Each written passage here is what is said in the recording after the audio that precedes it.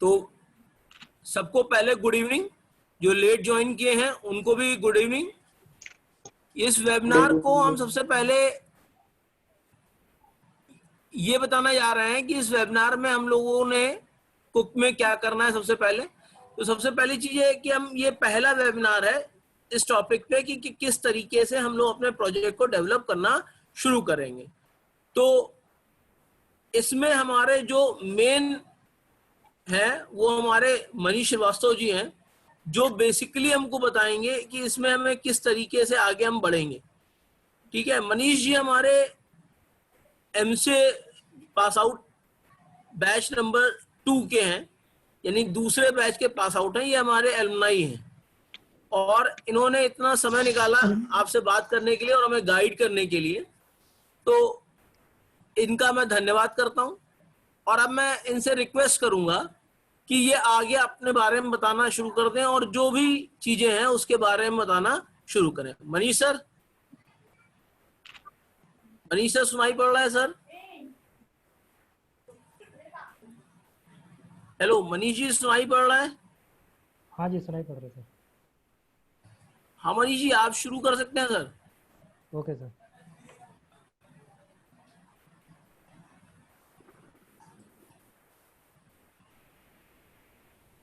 तो सब लोग मुझे देख सुन पा रहे हैं? Yes sir. Yes sir. Okay, तो नाम तो मेरा सर ने बता ही दिया है। बाकी सेकंड बैच का हूँ मैं, तो टीचर तो क्या आप लोग का मैं सीनियर रहूँगा, तो पर अभी पढ़ा रहा हूँ, तो एक तरीके से आपका टीचर नहीं कहेंगे। जैसे कंपनी में आप लोग जाओगे जब भी, जब अगर लॉकडाउन हटेगा, अगर हटा गए तो किसी कंपनी में काम करोगे, तो मैं जैसे अभी काम भी कर रहा हूँ, अपना भी कर रहे हैं, बाहर भी कर रहे हैं सब। तो आप लोग को एक कोई भी सीनियर रहेगा, आपको कैसे गाइड करेगा। तो अभी जैसे मैं, हमारे यहाँ भी आते हैं स्टूडेंट्स, तो बहुत लोगों को पता नहीं रहता है कि एमसीए करने के बाद भी कि कैसे स्टार्टिंग करना है, तो उसमें बहुत टाइम वेस्ट हो जाता है। किसी भी कंपनी में जाते हो आप, भले ही वो बड़ी कंपनीज हैं, तब तो वो तो ट्रेनिंग दे देते हैं, जैसे इन्फोसिस हैं, टीसीएस वगैरह है, पर maximum student middle level companies में जाते हैं, तो उसमें थोड़ा रहता है कि अगर पढ़ाई के अलावा भी स्टूडेंट सीख के आते हैं तो बढ़िया रहता है। तो इसीलिए मेरा गौरव सर से बात होती रहती थी कि अपना कॉलेज है तो स्टूडेंट्स को थोड़ा पता रहना चाहिए, तो इसीलिए मैं हेल्प करना चाह रहा था। तो इसमें मैं बेसिकली वेब टेक्नोलॉजी से रिलेटेड चीज़ें बताऊंगा। वेब टेक्नोलॉजी मतलब जैसे आप लोग देख रहे हो, वेबसाइट हैं, सॉफ्टवेयर्स हैं जो भी बनते हैं, तो इसमें एएसपी, हम लोग जब पढ़ते थे तब एएसपी 3.0 चलता था। मैं 2002 में ज्वाइन किया था, 5 में पास आउट था। तो डॉट नेट उस समय आ गई थी, पर कॉलेज में नहीं सिखाई जाती थी।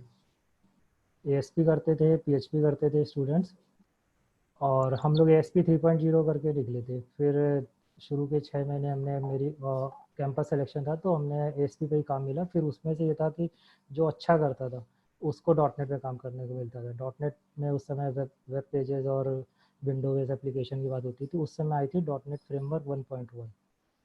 फिर 1.1 से अभी 2 आई, 3.5 आई, 4 आई, अभी 4.89 4.8 चल रही है। अब डॉट नेट 5 आ रही है, या अभी भी साइड बाय साइड चल रही है, डॉट नेट कोर जिसको कहते हैं। तो लेकिन सबका बेसिक ये है कि कोई भी वेबसाइट में हमारे क्लाइंट साइड होता है, एक सर्वर साइड होता है और एक डेटाबेस होता है। तो 3 स्ट्रीम होती हैं, तो तीनों थोड़ा बहुत पता होना चाहिए। एक चीज़ की किसी का एक्सपर्टाइज कर सकते हैं। जैसे मैं अभी शेयर करता हूँ, तो फर्स्ट ऑफ ऑल थिंग होती है कि हमारी वेबसाइट चलती कैसे है। ये अभी आप लोग को पता होगा, जैसे कि वेबसाइट का वर्क कैसे करता है। पता नहीं अभी सेमेस्टर में आप लोगों को पढ़ाया गया है कि नहीं पढ़ाया गया है।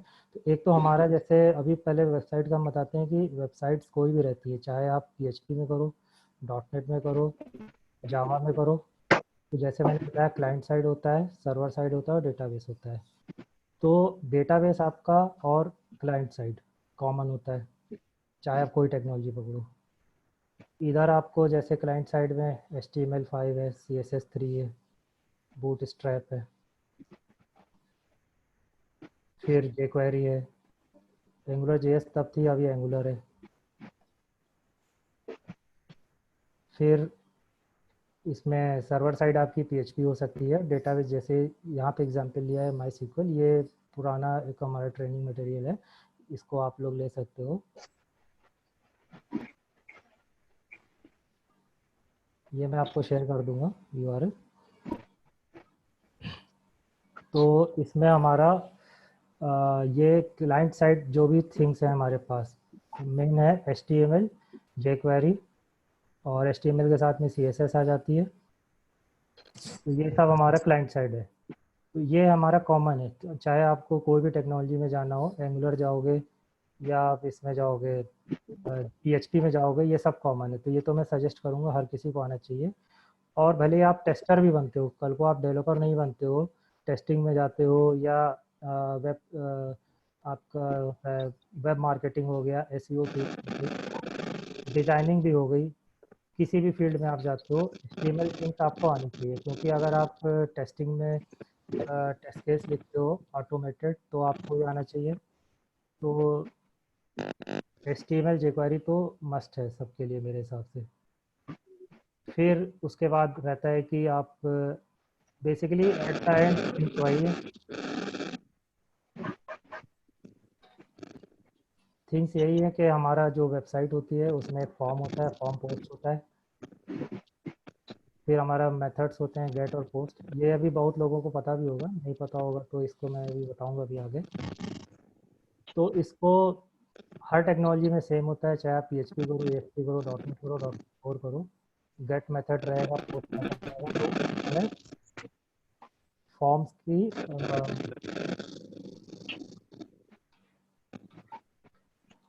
की हमें जो फॉर्म आप लोग समझ रहे हो, जैसे हम कुछ भी भरते हैं, अपना फेसबुक में भर रहे हैं, लॉगिन कर रहे हैं, एक फॉर्म होता है जो भी पेज पे हम, अगर हम पेज पे कुछ इनपुट कर रहे हैं किसी भी वेब पेज पे, तो वो एक फॉर्म है, उसको बटन हम दाबते हैं तो वो सबमिट होता है। सबमिट होने के बाद जिस नेक्स्ट पेज पे जाता है, वो पेज हो सकता है बैकग्राउंड में हो, हमें दिखे बिना, पर हम वहाँ से उसकी वैल्यूज़ पिक करते हैं और उसको हम या तो डेटाबेस में डालते हैं या मैनिपुलेट करके कुछ उसका हम रिजल्ट दिखाते हैं। तो ये सारा काम हर टेक्नोलॉजी में सेम है, बदल क्या जाता है, सिंटेक्स बदल जाता है, कहीं फॉर लूप है, कहीं वाइल लूप है, कहीं फॉर लूप है। ये सी वगैरह जितने भी पढ़ी है, सी या जावा, तो ये बेसिक थिंग्स तो आनी ही चाहिए। MCA में है या BCA भी कर रहे हैं तो इतना तो पढ़ ही लिया होगा, अगर 4 सेमेस्टर की बात होगी तो उसको हम लैंग्वेज वगैरह मैं एक्सपेक्ट कर रहा हूँ आप लोग को आता होगा। और HTML कोई लैंग्वेज नहीं है, पहली चीज़, HTML एक मार्कअप लैंग्वेज कह सकते हैं। तो यहाँ पे हमारे पास ये टॉपिक्स हैं इसमें, इधर फिर jQuery की चीज़ें हैं, यहाँ से आप लोग इससे आगे देख सकते हो। जब हम MVC में आएंगे तो उसका मैं अलग बताऊँगा। और MVC की अगर बात करें तो जैसे मैंने बताया, मैंने जब ज्वाइन किया था ASP चल रही थी, और ASP भी ख़त्म थी, .NET आ गई थी, फिर .NET का मतलब वेब फॉर्म होता था, फिर बीच में MVC आई, MVC के साथ .NEट फॉर्म चलता रहा, पर अभी 4-5 साल से MVC मेन थी। .NEट फॉर्म जो भी पढ़ रहा है, अगर वेब फॉर्म समझते होगे तो वेब फॉर्म का यूज़ अभी बहुत कम है। अब लेकिन MVC से भी आगे .NEट कोर आ गई है। .NEट कोर एक .NEट है जो किसी भी प्लेटफॉर्म पे चलती है। .NEट की लिमिटेशन थी कि खाली विंडोज़ पे चलती थी, मतलब डेवलपमेंट भी आपको विंडोज़ पे करना है, और डिप्लॉय जहाँ करोगे वो सर्वर भी विंडोज़ का सर्वर होना चाहिए। विंडोज़ का सर्वर मतलब IIS। पर अभी .NEट कोर के साथ ये लिमिटेशन नहीं है। .NEट कोर में डेवलपमेंट भी आप किसी भी डिवाइस पे कर सकते हो, डिवाइस मतलब आपका एप्पल का हो या लिनक्स पे हो, और डिप्लॉय भी किसी भी सर्वर पे कर सकते हो, लिनक्स सर्वर पे भी डिप्लॉय कर सकते हो और उस पर भी कर सकते हो। और अभी वो नया है, और एग्जिस्टिंग साइट्स जो भी बहुत सी MVC की हैं, तो .NEट कोर से पहले मेरा सजेशन रहेगा MVC भी आप लोग को अच्छे से आना चाहिए, इससे .NEट कोर भी आप आगे उसको और आसानी से कर सकते हो। तो ये चीज़ें हैं इसमें।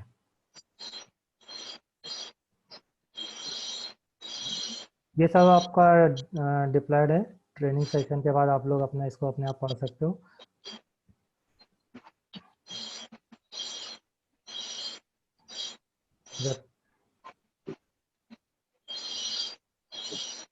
ये किसी को म्यूट करने की ज़रूरत है।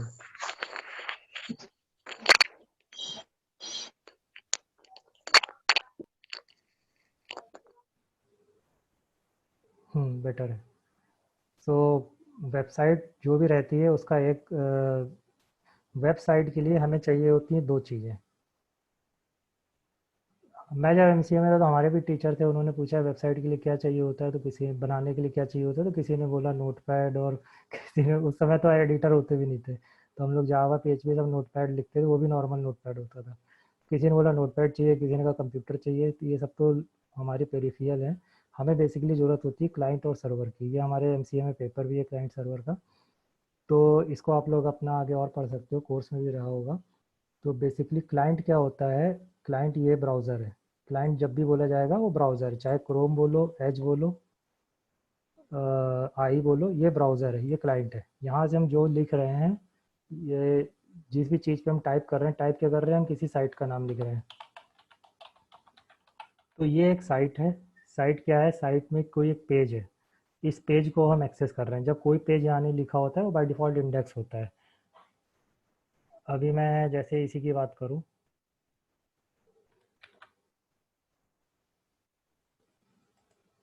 अगर मैंने ये साइट इसको लिखेंगे तो ये गूगल सर्वर पे रिक्वेस्ट जाती है, वहाँ पे डेटा जो भी इस पेज का था आएगा। अभी जैसे हम यहाँ पे जाएंगे, इसको हमने एंटर किया तो यहाँ कुछ नहीं लिखा हुआ है। तो कुछ नहीं का मतलब ऐसा नहीं कुछ नहीं, डिफ़ॉल्ट पेज एक होता है साइट का, उस पेज पे जाता है, यहाँ पे आ जाता है। कुछ नहीं लिखा है तो इंडेक्स होता है बाय डिफ़ॉल्ट। इसको आप देख सकते हो यहाँ पे, ये इसी साइट का कोड है।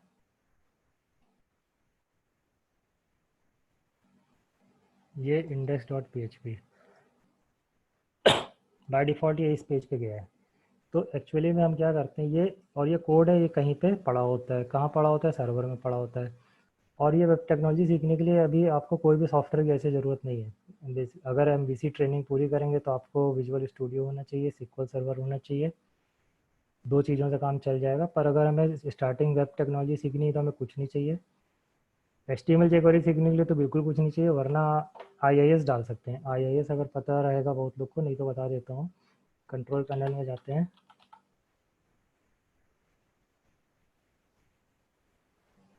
कंट्रोल पैनल में add remove feature, program file, programs and features,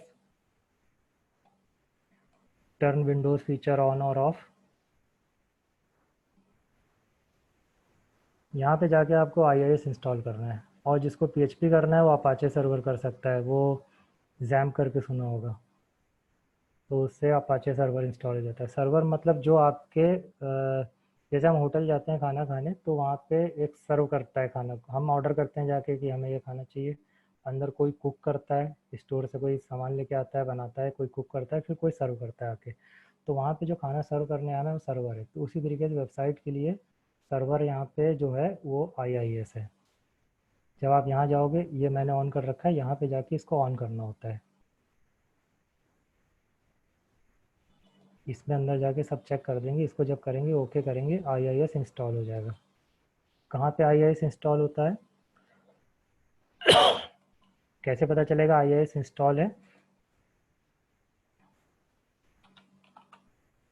HTTP या कुछ भी नहीं लिखोगे, यहाँ पे जाके local host,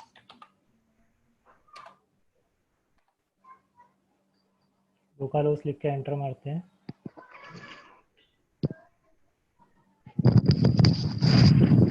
internet information services का पेज आ गया। ये पेज चल रहा है मतलब इंस्टॉल है।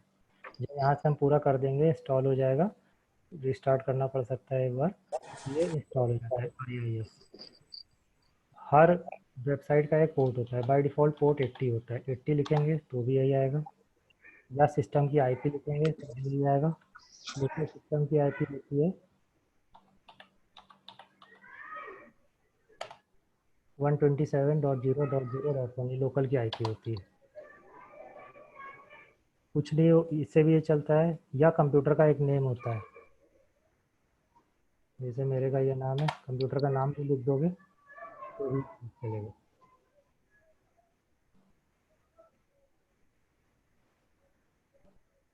तो ये चलता कहाँ से कहाँ इंस्टॉल होता है, ये एक दिखा देते हैं। ये आप लोग सब ट्राई करना। बाय डिफ़ॉल्ट C ड्राइव में जाता है, C में ही जाता है, iNet pub फोल्डर बन जाता है। iNet pub के अंदर ये रूट होता है।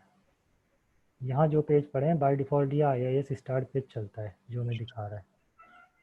तो हम कोई भी पेज बना के यहाँ डालेंगे तो ये साइट चलेगा। ये हमारा कंप्यूटर के नाम से भी चल रहा है। तो इतना सब सीखने से अच्छा है सीधे एक चीज़ रखना लोकल है। ये IIS है।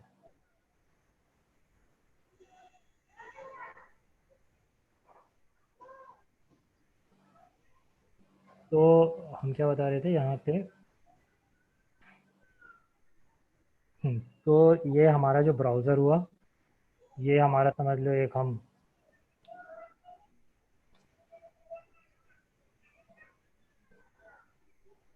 हम एक होटल आए, हमने ऑर्डर किया कि हमें ये चाहिए। ये कहाँ गया, आई रिक्वेस्ट गई, ऑर्डर लेके जाते हैं IIS पे। ये IIS सर्वर है, यहाँ पे ये इसका रूट है, ये सर्वर है, इसके अंदर सब कोड लिखा है। अगर से देखता है स्टॉक में सामान है, कुछ सामान डायरेक्ट होता है, कहते हैं नहीं नया ऑर्डर है, स्टोर से जाते हैं, कुछ सामान लेके आए, नूडल्स लेके आए, जो भी ऑर्डर आया वो एक तरीके से हमारा डेटाबेस हो जाता है। कुछ डेटा जो सेशन में रहता है, रैम पे रहता है, मेमोरी पे रहता है, वो तुरंत मिल जाता है। जो डेटाबेस पे रहता है वो लेने गए डेटाबेस पे, वहाँ से लाए, इसको प्रोसेस किया पेज को। प्रोसेस करने का मतलब होता है अगर HTML रहता है तो डायरेक्ट एज इट इज़ आ जाता है, पर उसमें अगर हमारा कुछ कोड लिखा हुआ है सर्वर साइड तो वो उसको प्रोसेसिंग होती है, उसको कन्वर्ट करके HTML पूरी हमें यहाँ पे रिटर्न हो जाती है आगे ब्राउज़र में। तो हमें वेबसाइट के लिए एक चीज़ चाहिए ब्राउज़र जो क्लाइंट होता है, और एक चीज़ चाहिए सर्वर जो यहाँ पे हमने नेटवर्क करके दिखाया। जब हम वेबसाइट होस्ट करते हैं प्रोफेशनली किसी वेब सर्वर पे तो वहाँ पे भी कुछ नहीं होता, यही सर्वर होता है। इसकी जगह जैसे भी हमने मेरे कंप्यूटर का नाम लिखा था या आईपी लिखी थी, हम दूसरे कंप्यूटर का नाम या आईपी लिख देंगे तो साइट वहाँ से चलेगी। बाकी ये तो वेबसाइट का नाम होता है, ये तो DNS, ये डोमेन नेम है, उसको बाइंड कर दिया जाता है कि हम आईपी याद नहीं कर सकते, आईपी और पोर्ट मतलब सर्वर का, तो वो नाम है दिया जाता है यूजर किसी पेज को एक्सेस कर सकते हैं। ये क्या कर रहा है, हमने किसी वेबसाइट लिखा, ये वेबसाइट नहीं है, ये ये जिस सर्वर पे हमारा वेब पेज पड़ा हुआ है, वेब पेज मतलब HTML ASP PHP, उस पेज को कॉल करता है। अगर से हमने डायरेक्ट लिखा है, कुछ नहीं लिखा है, तो ये इंडेक्स पेज पे जा रहा है जैसा भी हमने दिखाया था, और किसी और पेज पे गया अगर तो वहाँ पे इसका नाम है HTML फोल्डर के अंदर welcome.php। तो इस पेज के लिए रिक्वेस्ट गई सर्वर के पास, सर्वर ने इसको ढूंढा कहाँ पड़ा हुआ है, वो वहीं कहीं पड़ा होगा अंदर, वो यहाँ से कॉल होएगा और इसका आएगा, एग्जीक्यूट करेगा, सर्वर पे प्रोसेसिंग होगी जो कंपाइलर वगैरह चलता है, डायनेमिक कोड जो रहेगा उसको HTML में कन्वर्ट करेगा। कन्वर्ट करने का मतलब रहता है इफ़ एल्स लगे हुए हैं, तो हमें कभी भी इस पेज का हम व्यू सोर्स देखते हैं तो हमें HTML दिखता है, ये इसकी HTML है। कैसे देखते हैं, यहाँ पे राइट क्लिक करते हैं, व्यू पेज सोर्स करते हैं, यहाँ पे कभी भी हमें कोई कोड नहीं दिखेगा। यहाँ पे पूरी सेटिंग होती है, इफ एल्स स्विच केस सब ये सॉल्व होके जो फाइनल आउटपुट होती है वो क्लाइंट के पास फाइनल आउटपुट आती है। अब उसने खाना कैसे बनाया उससे नहीं मतलब है, तो ये हमें एक रिजल्ट मिल जाता है। यहाँ पे यही प्रोसेस बनी हुई है, इस पे देखेंगे यूज़र ओपन ब्राउज़र, उसने लिखा कॉल किया, OS के पास गया, यहाँ होस्टेड फाइल है, कुछ लोकल कैश है, लोकल कैश में कुछ सामान पड़ा है, कुछ ये DNS सर्वर से इसकी मैपिंग होती है, डेटाबेस में सामान होता है, ये सब निकलता है, वेब सर्वर पे प्रोसेस होता है, वापस आ जाता है। ये हमारा वेबसाइट का मेन काम है। इसको भी देखेंगे, यहाँ पे भी वही कुछ है। क्लाइंट ने वेब सर्वर पे रिक्वेस्ट भेजी, यहाँ से नीचे एरो आया, फिर ये PHP है तो PHP सर्वर में अपाचे की बात हो रही है, वरना IIS रहेगा विंडोज़ के लिए, यहाँ पे आया। इसने क्या किया, यहाँ पे अगर फाइल सिस्टम में कुछ सामान है वहाँ से लेने गया, लेके आ गया, डेटाबेस में वहाँ गया, वहाँ से लेके आ गया, यहाँ मेल भेजनी है, मेल सर्वर पे गया, वापस आया, यहाँ प्रोसेस किया इसने, वापस फिर यहाँ पे वेब सर्वर पे डेटा आया और वापस क्लाइंट को भेज दिया। तो ये क्लाइंट सर्वर पूरा टेक्नोलॉजी है।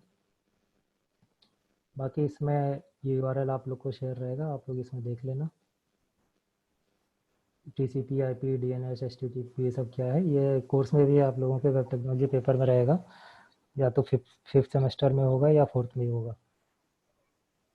DNS फिर क्या है, जैसे मैं बता रहा था आईपी रहती है एक्चुअली में, जैसे मैंने यहाँ आईपी लिख के दिखाया था, एक्चुअल में तो आईपी ही होती है, पर इसको एक नाम से इसको मैप कर दिया जाता है कि ये तो कोई याद नहीं रख पाएगा, तो इस नाम से जाता है या मैप करता है। ये प्रोजेक्ट से रिलेटेड नहीं है, इसीलिए मैं इसको आप लोग अपने आप पढ़ सकते हो।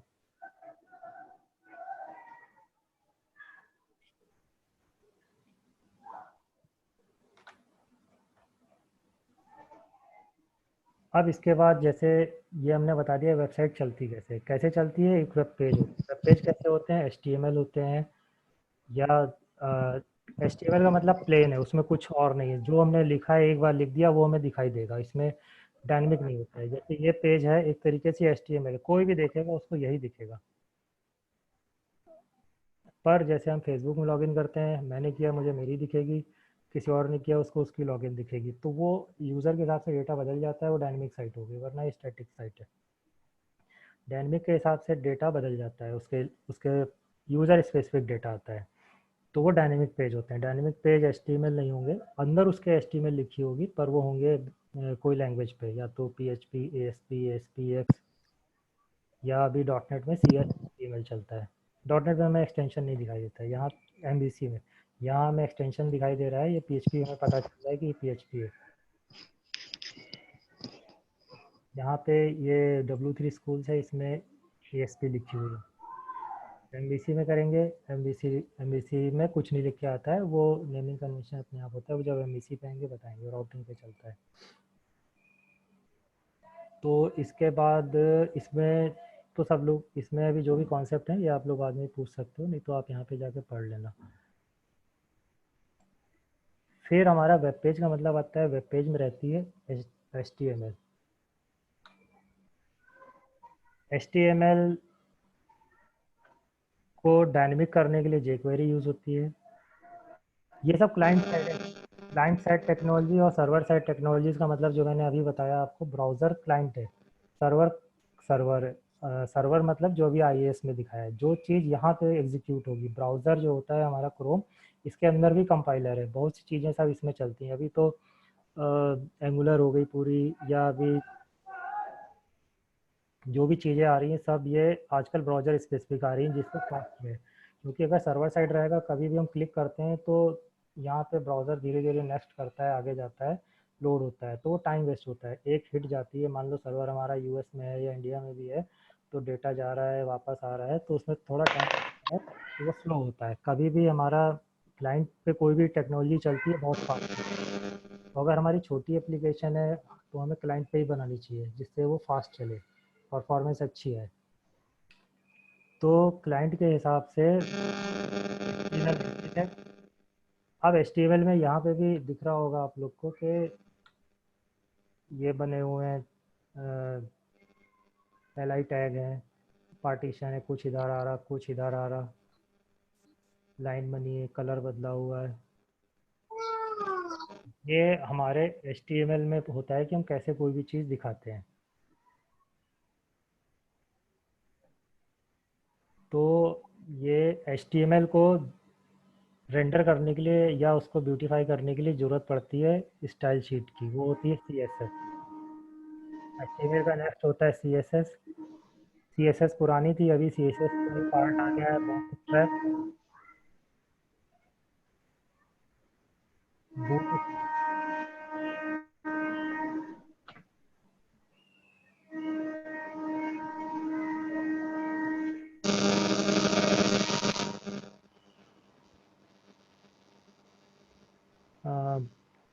बूटस्ट्रैप के बाद jQuery, ये हमारा सीक्वेंस है।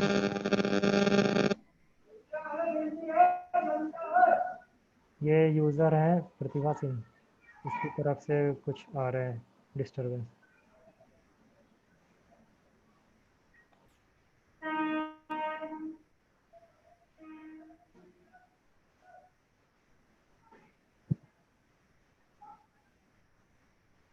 तो ये हमारा सीक्वेंस रहेगा HTML, CSS और बूटस्ट्रैप एक ही चीज़ है अभी आज की तारीख में।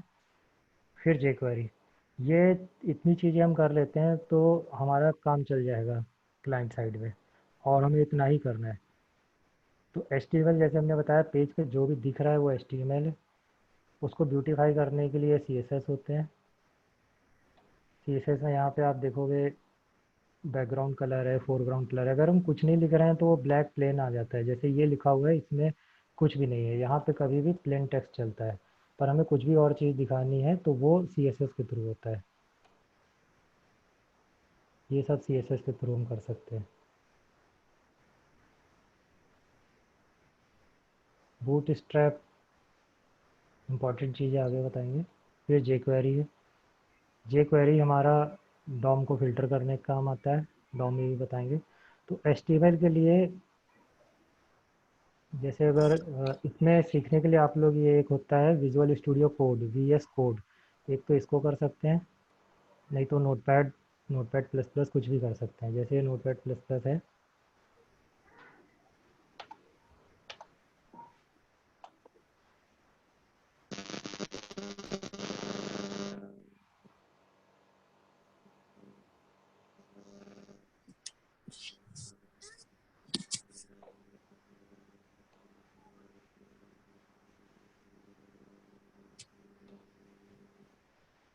HTML से पहले XHTML आता था। ये आज की तारीख में पढ़ लोगे तो सही रहेगा, नहीं तो इसकी कोई अभी ऐसी मैंडेटरी ज़रूरत नहीं है। HTML यहाँ से शुरू करते हैं, आप लोग अपने आप पढ़ लेना।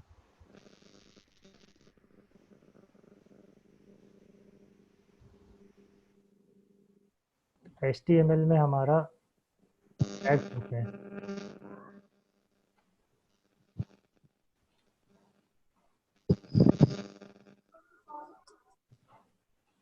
एक बार फिर से सबसे रिक्वेस्ट करूँगा, अपना सब लोग म्यूट कर लो। यहाँ पे आप देखोगे नाम आ रहा है किसकी तरफ से डिस्प्ले कर रहा है।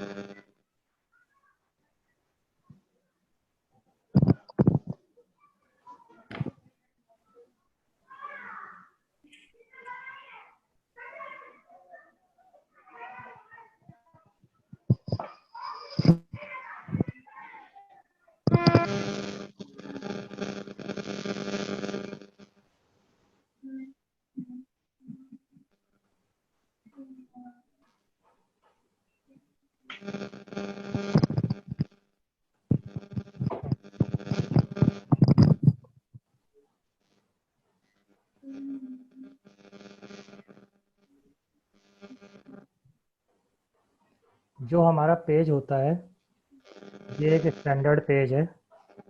कोई भी पेज होता है इस तरीके से हमें दिखता है। एक हेड होता है, नेविगेशन होता है, साइड बार होता है, मेन कंटेंट होता है, सेक्शन होता है।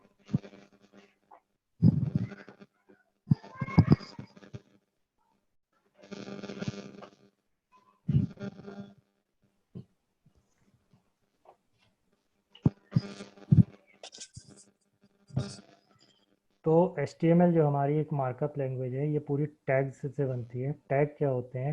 टैग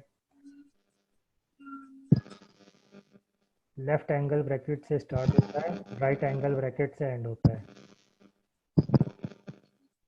बीच में हम कुछ भी लिख सकते हैं। और ये इसका एक ओपनिंग टैग होता है, एक क्लोजिंग टैग होता है। क्लोजिंग में एक स्लैश से स्टार्ट होता है, यही फ़र्क होता है। कुछ टैग होते हैं जो जिनमें क्लोजिंग नहीं होता है, खाली इससे काम चल जाता है। जैसे यहाँ पे एग्जांपल के लिए ये टैग है, इसका एंड टैग है। HTML हमारी HTML टैग से स्टार्ट होगी, इसका एक क्लोजिंग टैग होगा। फिर हेड होता है, हेड के अंदर हेड स्पेशल टैग होता है। इसके अंदर जो भी कंटेंट रहता है ये हमें विजिबल नहीं होता है ब्राउज़र पे। हेड के अंदर बहुत सी और चीज़ें होती हैं जो आगे बताएंगे। टाइटल होता है जो हमें यहाँ पे दिखता है पेज पे। यहाँ हमने माउस रखा है, जो भी यहाँ पे आ रहा है लर्निंग PHP, ये हमारा टाइटल है। कैसे पता चलेगा?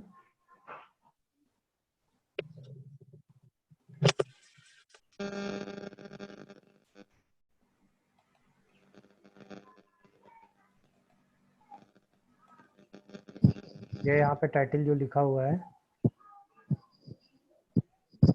यहाँ जो भी आप लिख दोगे, ये कैसे, हमारे पास बहुत से टैब खुले रहते हैं तो कैसे पता चलेगा ये क्या था? कई बार बहुत छोटा हो जाता है, तो यहाँ माउस रखेंगे दिख जाता है, या हमें पता भी चलना चाहिए किस चीज़ की साइट खोल रहे हैं। कहीं पे गूगल पे फेसबुक खोलोगे तो वहाँ पे दिखेगा। तो ये हमने देखा tag HTML head body HTML, तो मेन टैग हमारा ये है। कैसे शुरू करते हैं, HTML, उसी समय कर सकते हो, बनाने का इजी तरीका रहता है, Ctrl+C किया, दोबारा V कर दिया, स्लैश लगा दिया। ये हम नोटपैड पे बता रहे हैं, कहीं और करोगे, इस पे करते हैं अगर हम कोई एडिटर पे, तो उसमें अपने आप क्लोजिंग टैग अपने आप लग जाता है।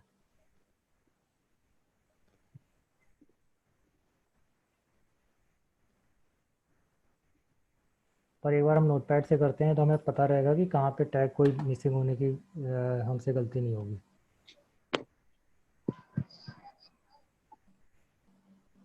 HTML होता है, हेड होता है, हेड के बाद बॉडी होता है,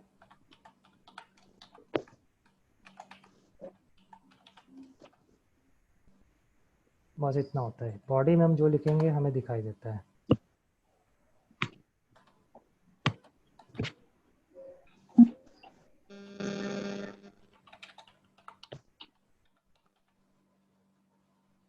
ये हमारी HTML पेज बन गया।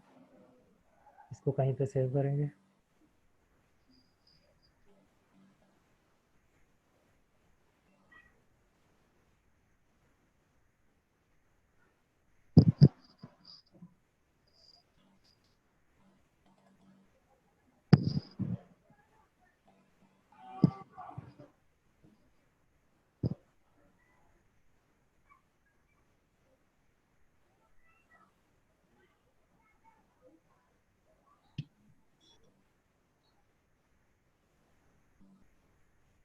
या अभी हम इसको एक बार सीधे डेस्कटॉप पे सेव करके दिखाते हैं।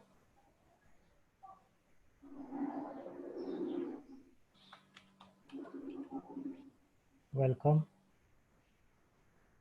यहाँ से सिलेक्ट कर लो HTML, या डायरेक्ट भी लिख सकते हैं।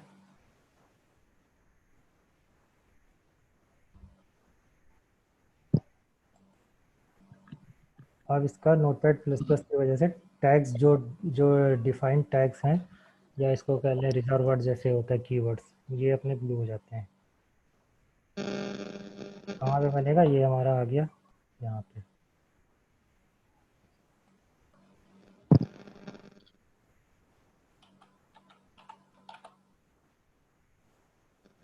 HTML लगाते ही क्रोम बन गया, क्योंकि मैंने यहाँ पे डिफ़ॉल्ट HTML ब्राउज़र क्रोम रखा हुआ है।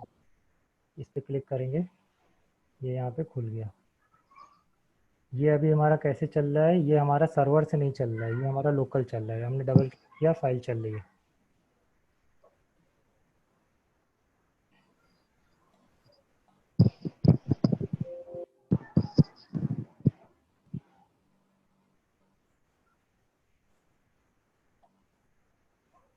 इसको डबल क्लिक कर देंगे, ये ब्राउज़र पे खुल जाएगा। अब हमें इसको एडिट करना है, तो कैसे खोलेंगे, राइट क्लिक करेंगे, एडिट नोटपैड, या किसी भी विजुअल स्टूडियो कोड या कहीं पे भी करेंगे। मान लो हम इसको आपकी कोड में खोलते हैं, कोड में भी देख लो कैसे इसमें फ़र्क आता है। अच्छा, हमने जैसे अगली लाइन करी, अब हम यहाँ पे कुछ लिखते हैं।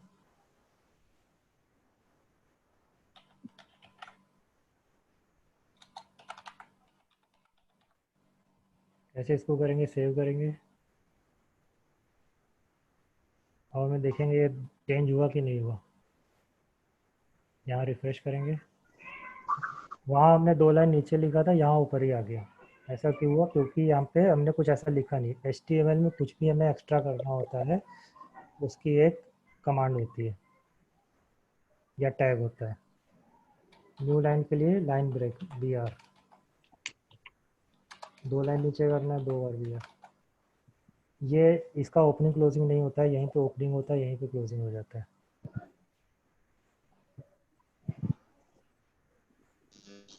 ये अब अगली लाइन आते हैं।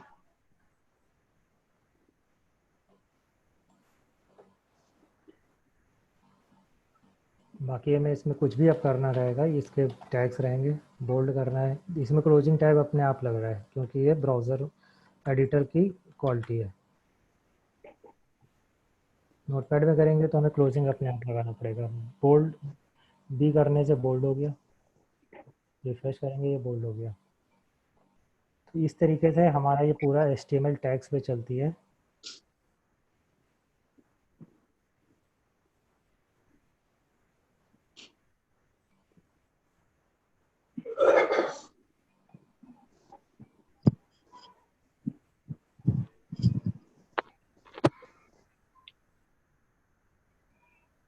इसमें आप लोग पूरा यहाँ पे रिटर्न में है क्या क्या है। इसमें HTML5 में कुछ एक्स्ट्रा टैग्स हैं। HTML5 अभी जो आप लोग पढ़ रहे हो तो HTML5 ही है आपके लिए।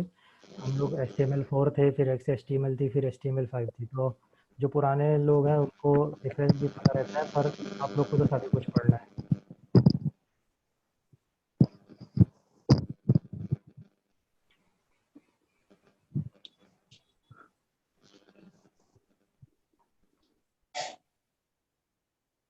बाकी इसके अलावा HTML और jQuery पढ़ने के लिए इसके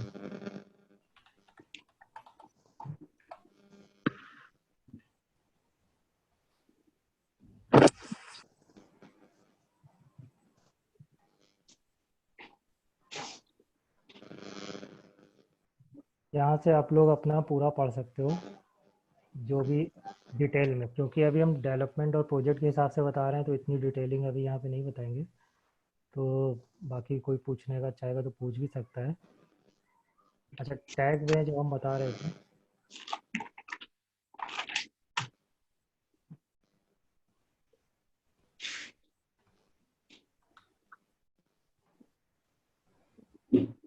जैसे ये हमारी पूरी लाइन लिखी हुई थी, ये डिक्लेरेशन है।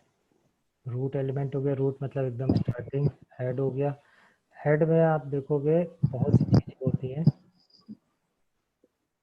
ये पूरा हेड है। हेड में स्टाइल शीट लगती है जो CSS बोलते हैं। फिर फेसबुक शेयर है, ट्विटर है, गूगल एडवर्ड्स है, कुछ भी चीज़ रहती है रिलेटेड, ये पूरी यहाँ हेड में लगती है। ये हेड टैग है, ना कि पेज का हेड। यहाँ पे एक चीज़ और हेड हम बोलते हैं, कोई भी वेबसाइट में कुछ ऊपर रहता है, जैसे ये इसको भी हेड बोल दिया जाता है जो ऊपर आ रहा है। तो पर ये हेड सेक्शन है, ना कि हेड टैग। ये हेड हो गया, जो लास्ट में बॉटम में रहता है ये फुटर हो जाता है, ये साइड बार हो जाता है, ये नेविगेशन बार हो जाता है। नेविगेशन मतलब नेविगेट करना, एक जगह से दूसरी जगह जाना। तो ये हमारा नेविगेशन, इनको मेन्यूज कह सकते हैं।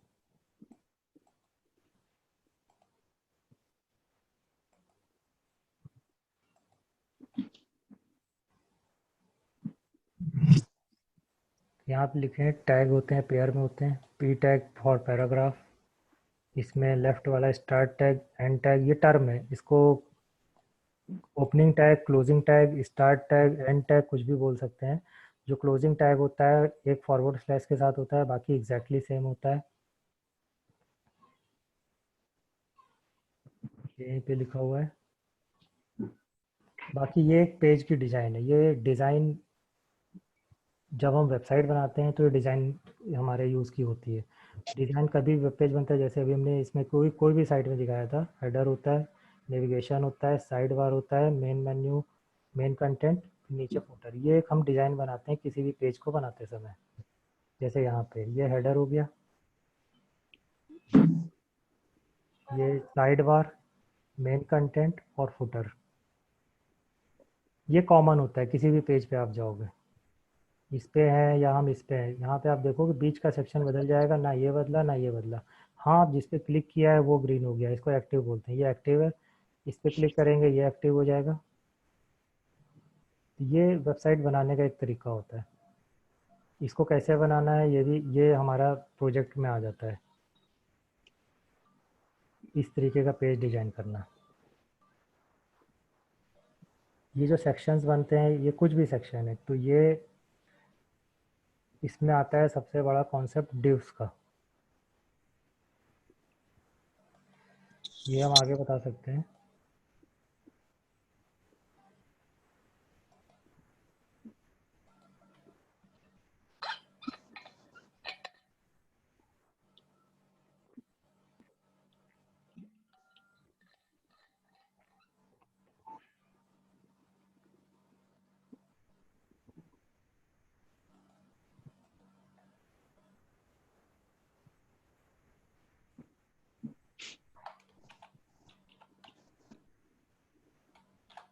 div opening, div close.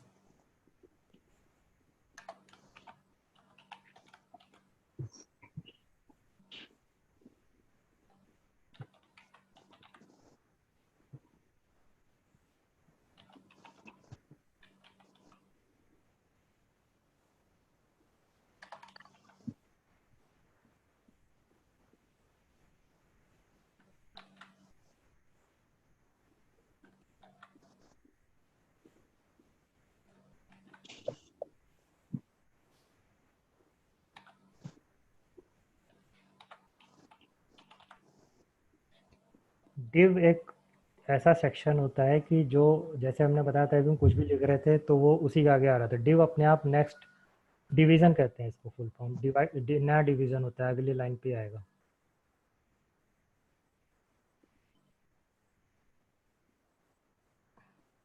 अभी इसको हम बड़ा डिव बनाते हैं, जैसे यहाँ पे बना हुआ है।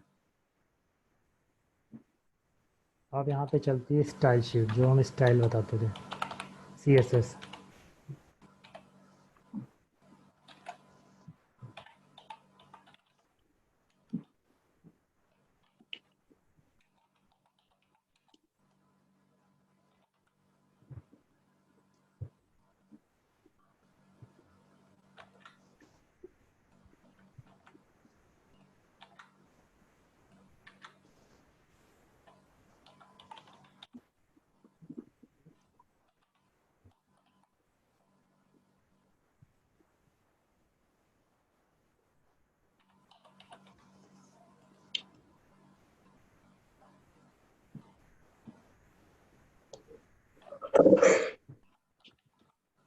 ये हम जो अभी जो काम कर रहे हैं ये स्टाइल शीट में आ जाता है, CSS।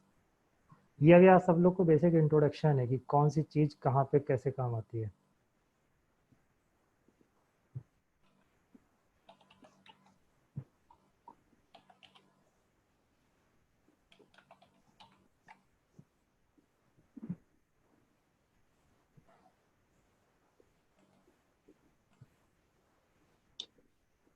ये हेडर हो गया। अब यहाँ कुछ भी हम फोटो लगा सकते हैं, कुछ भी करेंगे।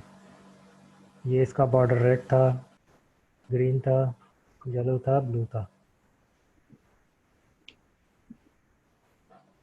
ये ऊपर का हो गया। अब लेफ्ट करना है तो यहाँ पे पेज हमारा 2 सेक्शन में डिवाइड है, या पहले 3 सेक्शन में। इधर राइट में ऐड चल रहा है, इधर कुछ चल रहा है। ये हमारे सेक्शंस हैं कुछ भी। तो ये पेज को सेक्शंस में बांटा जाता है, यही डिवीज़न है।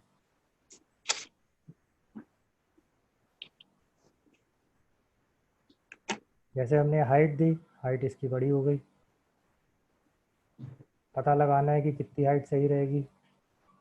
यहाँ पे हमारे पास क्रोम में बहुत से टूल रहते हैं। इंस्पेक्ट किया, किसी भी साइड में आप कर सकते हो।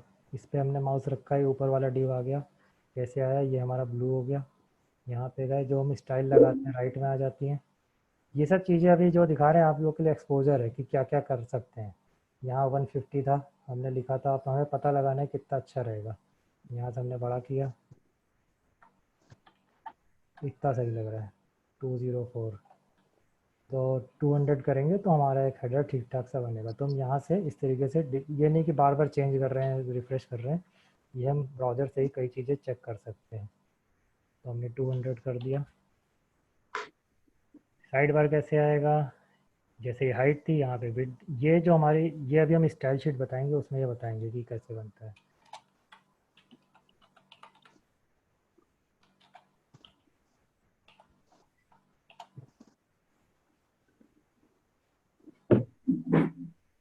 इसकी हमने 25% कर दी, देखते हैं क्या होता है। ये 25 हो गया, पर ये ऊपर गया नहीं। क्यों नहीं गया?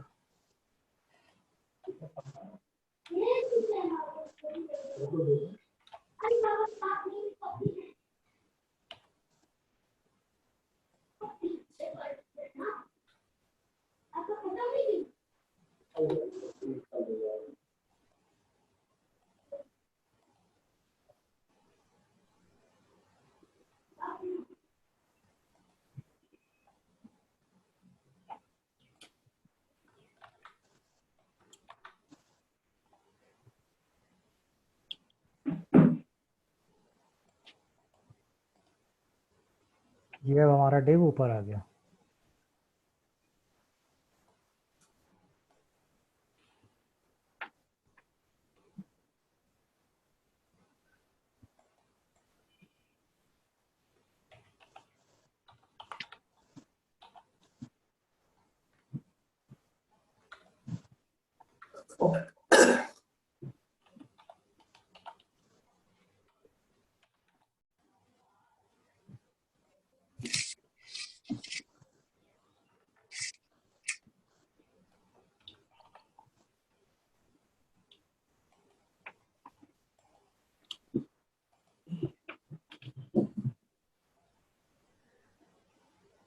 इस तरीके से हमारी वेबसाइट की डिजाइनिंग ऐसे होती है डिव्स के उससे।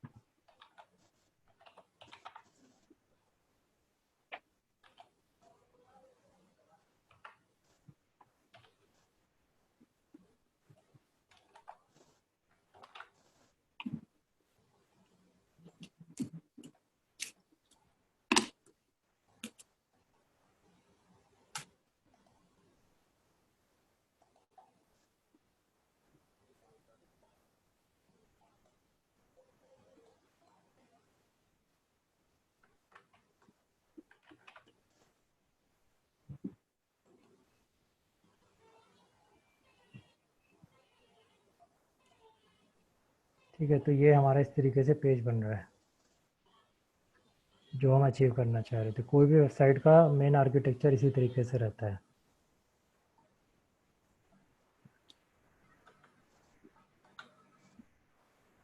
तो ये आप लोगों को ट्राई करना है। आप जैसे ये तो हो गया वेब पेज, ये HTML पेज हो गया जो हम कहाँ से चला रहे हैं, डायरेक्ट राइट क्लिक करके चला रहे हैं, पर ये अभी भी वेबसाइट नहीं है, इसको हम डबल क्लिक कर रहे हैं, चल रहा है। ये हमारा पाथ जो यहाँ पे बन के आ रहा है, ये फाइल लिखा हुआ है। कभी भी हम वेबसाइट देखते हैं उसके पाथ में फाइल नहीं लिखा होता है। फाइल का मतलब ये कंप्यूटर की लोकल फाइल है, खुली हुई है। यहाँ पे आप PDF भी खोल सकते हो, कुछ भी फाइल यहाँ पे हम ब्राउज़र पे खोल सकते हैं। तो ये उस तरीके से एक फ़ाइल खुली हुई है, इसको फाइल समझ रहा है, ना कि वेबसाइट। वेबसाइट ये कब बनेगा, जब हम इसको किसी वेब सर्वर में रखेंगे। वेब सर्वर हमारे पास कहाँ पे है, ये हमारी फाइल है, ये कोड हो गया।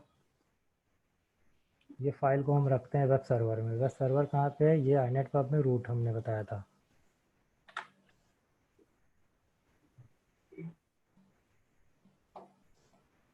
ये भी खुला हुआ है इसलिए इसका पाथ बदल जाएगा। इसको हम यहाँ से बंद करते हैं। जब एक फाइल खुली हुई हो तो उसका पाथ नहीं चेंज होता है। नोटपैड ++ में कर देता है। ओके, ये था तो इसलिए एडमिनिस्ट्रेटिव राइट मांग रहा था। अब हमारी फाइल यहाँ पे आ गई। अब ये वेबसाइट बन गई। कैसे वेबसाइट बनी है, डिफ़ॉल्ट पेज इसमें हमने बताया था IIS स्टार्ट चलता है या इंडेक्स चलता है। अब हम इसको यहाँ से कॉल करेंगे, कहाँ पे हमने बताया था, ये फाइल नहीं, कैसे चलाएंगे इसी को हम वेबसाइट कैसे कॉल करेंगे, लोकल होस्ट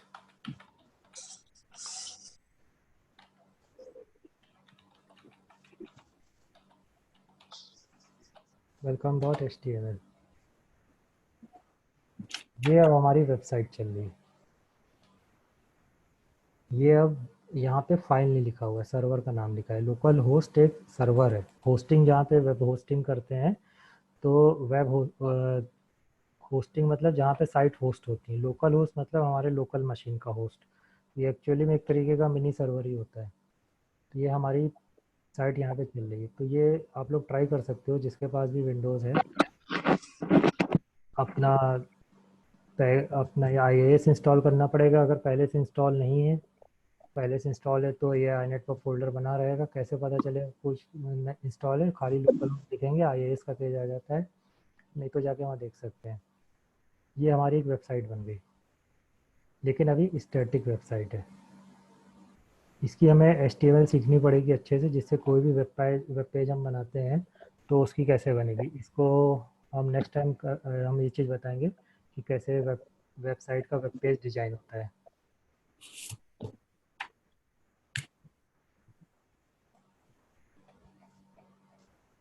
अब जैसे पेज बनता है तो इसमें हमारे इनपुट्स होते हैं। ये तो हमने डिजाइनिंग बताई, पर एक इसमें रहता है एलिमेंट्स पेज के।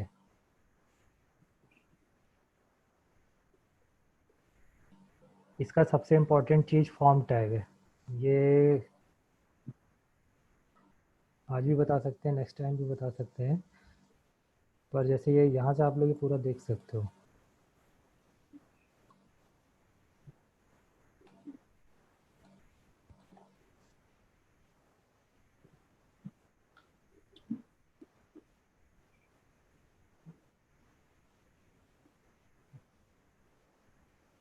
इसमें कर सकते हैं या कहीं पे भी कर सकते हैं। इसको उसी पे करते हैं, VS कोड पे।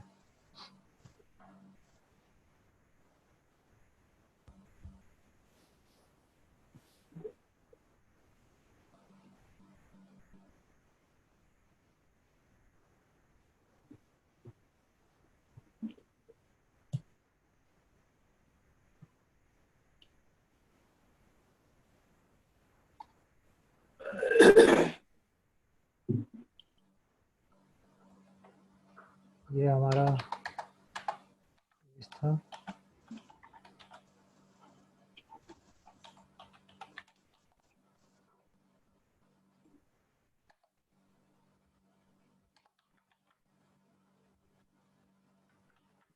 सेव किया।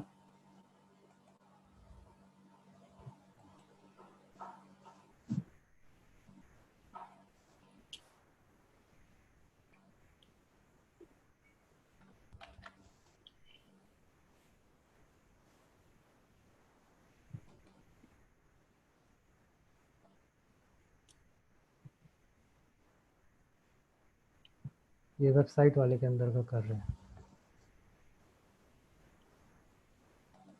ये सेंटर वाला डिव है हमारा, इसके अंदर ही पेज बढ़ा देते हैं अपना। ओपनिंग हमने लगाया, क्लोजिंग अपने आप लग गया। ये फॉर्म यहाँ डाल दिया।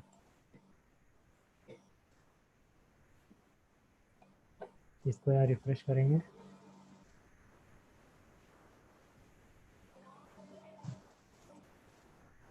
क्या इशू है?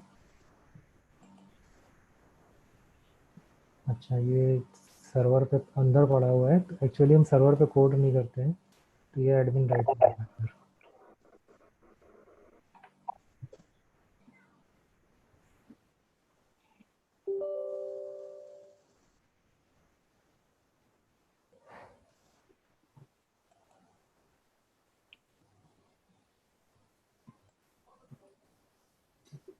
ये यहाँ पे हमारा फॉर्म बन के आ गया।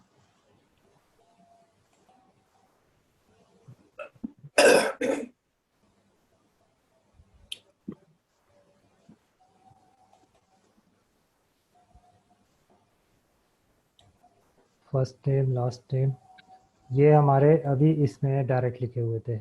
इसके बाद यहाँ पे टैग्स और आते हैं, टेबल टैग। वो जैसे ये डिज़ाइन हम देख रहे हैं थोड़ी बहुत टेढ़ी आ रही है।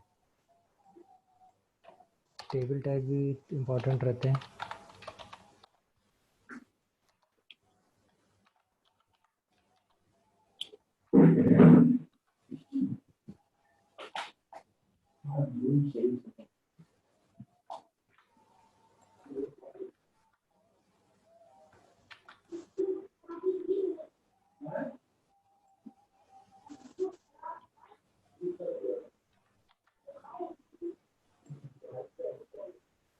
ये हम क्या कर रहे थे, BR टैग से इसको हम नेक्स्ट लाइन पे ला रहे थे। बट टेबल टैग अपने हिसाब से एक टेबल जैसे होती है वैसे काम करता है।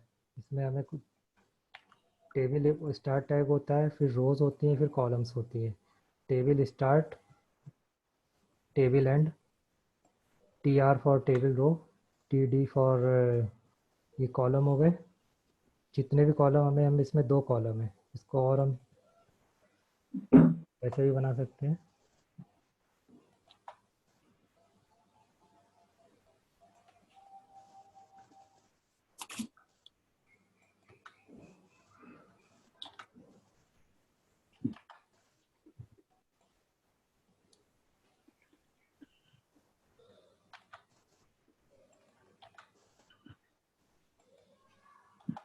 ये एक टेबल बन गई।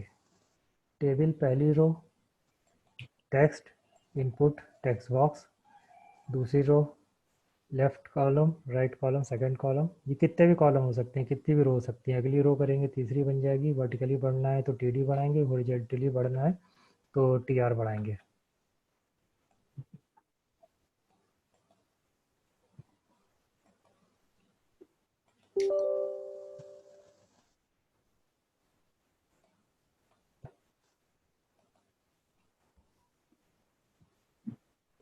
ये हमारा इस तरीके से आ रहा है। ये ऊपर वाला तरीका था BR वाला, ये टेबल बन गई। इसमें हमारा क्लीननेस रहती है।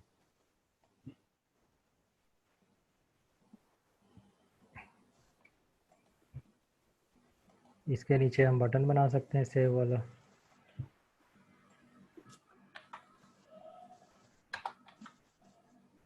पहले वाले में हमें कुछ नहीं रखना है।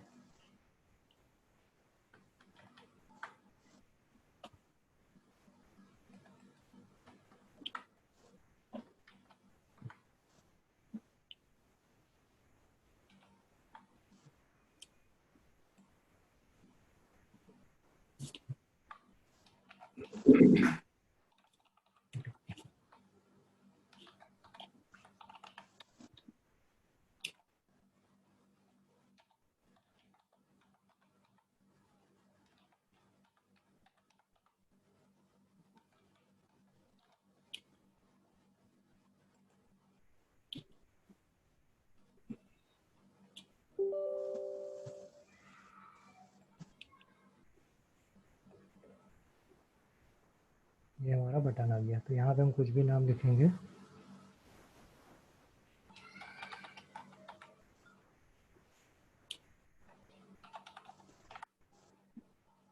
बटन हो गया। ये अभी क्लिक पे अभी कुछ नहीं हो रहा है क्योंकि हमने कोई लिखा नहीं कि इसके क्लिक पे क्या हो। यहाँ पे बटन भी हमारे 2-3 तरीके के होते हैं। ये हम सब एलिमेंट्स बता रहे हैं। ये आप लोग को सब ट्राई करना है। इसमें जहाँ पे किसी को कोई इशू आएगा वो मैं बता सकता हूँ। जैसे ये हमने अभी यहाँ से किया इनपुट। अब एक हमारा टेक्स्ट के लिए क्या होता है, इसको मैं जूम कर लेता हूँ। इनपुट टैग रहता है, इसका क्लोजिंग नहीं होता है। यहाँ से इनपुट स्टार्ट होगा। अच्छा, ये जो टैग होता है ये टैग का नाम हो गया। ये बहुत इंपॉर्टेंट क्वेश्चन है। जो HTML में टैग की क्या प्रॉपर्टीज़ होती हैं। ये टैग हो गया। टैग हमारा ओपनिंग टैग भी होता है, क्लोजिंग भी होता है। कुछ टैग होते हैं जिनके क्लोजिंग नहीं होते, तो जैसे इनपुट है। फिर टैग के अंदर एट्रीब्यूट होते हैं। इनपुट टैग का एट्रीब्यूट क्या है, टाइप। टाइप बताता है कि ये किस टाइप का टैग, इसके ये कौन टाइप का इनपुट है। टेक्स्ट है, ये पासवर्ड है।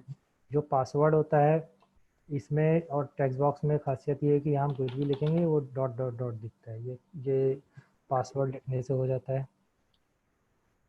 फिर टेक्स्ट एरिया होता है। कई बार हमें बहुत सारा लिखना है, आर्टिकल लिखना है, तो हमें बड़ा सा चाहिए। इसमें हम अगली लाइन पे नहीं आ सकते। हमने कुछ लिखा, एंटर मारोगे तो कुछ नहीं होगा, फॉर्म पोस्ट हो जाएगा अगर फॉर्म लिखा है। पर ये हमारा टेक्स्ट एरिया रहता है, इसमें हम यहाँ लिख सकते हैं। एंटर मारा, अगली लाइन पे आ गए। ये हमारा टेक्स्ट एरिया है। इसका ओपनिंग और क्लोजिंग दो अलग होता है। टेक्स्ट एरिया टैग, इसका एक नाम दे सकते हैं। फिर रोज़ और कॉलम, ये सब इसके एट्रीब्यूट हैं। टैग्स के एट्रीब्यूट होते हैं, ये सब कीवर्ड्स हैं, ये हमेशा काम आएंगे। रोज़ 10, तो इसमें 10 रोज़ इसमें रहेंगी मैक्सिमम। फिर कॉलम्स 30, ये इसमें यहाँ से गिनेंगे 30 कॉलम्स होंगे। बढ़ा दोगे ये बढ़ भी जाता है आजकल, तो ये एक्सपेंड भी ऐसे हो जाता है खींच के करने से। फिर इसके बाद जो लिखना है हमें वो इन दो टैग के बीच में लिखा जाता है। और इसमें कैसे रहता है, इसमें वैल्यू रहती है। वैल्यू कैसे रहती है, इसको बार बार सेव कर रहा है, इसको भी इधर ले चलते हैं। डेस्कटॉप वाले पे, वहाँ पे सर्वर में कभी डायरेक्ट नहीं राइट करते हैं, एडमिन राइट्स चाहिए होते हैं। ये हमारा डेस्कटॉप वाली फ़ाइल है। क्या करते हैं हम सर्वर पे लिख के बाहर लिख के हम फाइल को एफटीपी करते हैं सर्वर पे कभी भी। जैसे अभी हमने कुछ नहीं लिखा हुआ है तो ये हमारे टेक्स्ट बॉक्स ब्लैंक आ रहे हैं। वैल्यू प्रॉपर्टी होती है जो बताती है क्या है लिख के।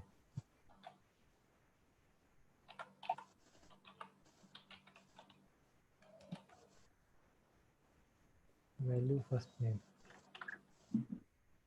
सेव किया,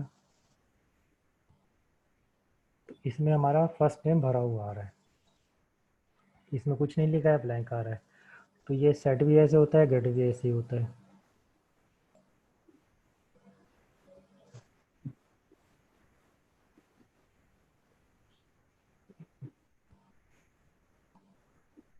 तो जो हमारे इनपुट्स हैं, पहला क्या था, टेक्स्ट, फिर पासवर्ड, फिर टेक्स्ट एरिया ह्यूज टेक्स्ट के लिए होता है, रोज होते हैं, कॉलम्स होते हैं, ये सब आप लोग यहाँ से पढ़ सकते हो। फिर हमारा आता है रेडियो।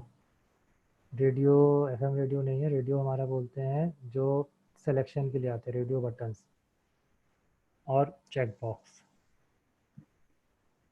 ये हमारे, ये सब सेलेक्ट में आते हैं। सेलेक्ट करने के लिए हमारे पास चॉइस है, कुछ ऑप्शन है, हमें कुछ सेलेक्ट करना है, वन ऑफ दीज, ये हमारे ऑप्शन है। मल्टीपल भी हो सकते हैं, सिंगल भी हो सकते हैं। तो इनपुट, चेक बॉक्स और रेडियो ऑलमोस्ट एक जैसे हैं, बस एक फ़र्क है। यहाँ पे जब हमें केवल एक आंसर हो सकता है, एक ही चॉइस हो सकती है, तो हम रेडियो लगाते हैं। रेडियो का मतलब एक समय में एक रेडियो चैनल होता है, हम एक समय में एक ही चैनल सुन सकते हैं। तो जैसे हमारा जेंडर हुआ उसमें हम यूज़ कर सकते हैं, या क्लास में हम किस सेक्शन है, एमसीए है, बीसीए है, तो वहाँ पे रेडियो होगा। एक कॉलेज में एक स्टूडेंट एक ही क्लास में रहेगा। पर जैसे सब्जेक्ट्स हैं, आपके सब्जेक्ट्स क्या क्या हैं, तो वो चेक बॉक्स होगा। चेक बॉक्स होता है चेक, हम चेक करते जा रहे हैं। आपके पास क्या है, बाइक है, कार है, तो इसमें दोनों सेलेक्ट हो सकते हैं। इसमें हम दूसरा सेलेक्ट करेंगे तो पहला हट जाता है। और एक तीसरा ऑप्शन होता है सेलेक्ट ऑप्शन, इसको ड्रॉप डाउन लिस्ट भी कहते हैं, सेलेक्ट ऑप्शन भी कहते हैं। यहाँ पे हमने ये, इसमें मल्टीपल और सिंगल दोनों करा जा सकता है। अभी जैसे हम इसमें ये वाला सिंगल वाला है, पर कई बार रहता है हम दो तीन भी सेलेक्ट करके भेज सकते हैं। तो ये तीनों का नाम ध्यान रहना चाहिए, रेडियो, चेक बॉक्स। कैसे चलता है, टाइप रेडियो, नाम, नाम और आईडी कुछ रखी जाती है, जे क्वेरी से रिलेटेड चीज़ें हैं। यहाँ पे इसमें हम वैल्यू सेट कर, देखो एक ये टेक्स्ट लिखा हुआ है, ये टेक्स्ट और वैल्यू में फ़र्क होता है। ये टेक्स्ट जो लिखा हुआ है ये आ रहा है, ये कुछ भी लिख सकते हो, ये फ़र्क हो सकता है। ये और इसमें ये कैपिटल में लिखा है, ये स्मॉल में लिखा है।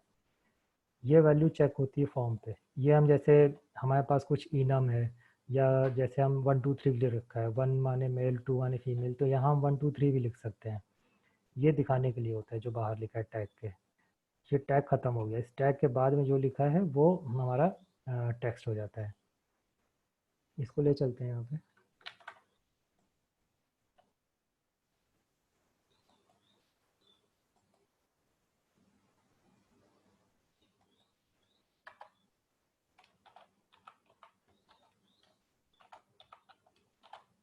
टीडी में एक और चीज़ सिखा देते हैं। जैसे हमने ऊपर देखा है, हर रो, इसमें हर रो में टीडी कॉलम सेम होने चाहिए, जैसे पहला कॉलम दूसरा कॉलम। तो पर हमें अभी कोई कंडीशन, हमें एक ही कॉलम रखना है, तो एक टैग होता है कॉल स्पैन। ये एट्रीब्यूट है टीडी का। ये कॉल स्पैन मतलब ये बड़ा हो जाता है, ये 2 कॉलम के बराबर एक कॉलम रहेगा। ये सिखाने के पर्पज से था खाली।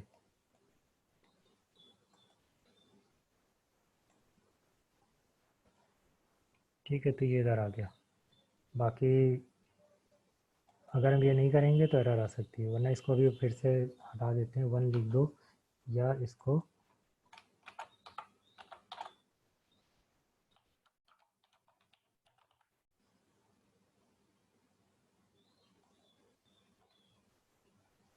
कभी भी टेबल में काम करें तो कॉपी पेस्ट करके कर ले, इजी रहता है।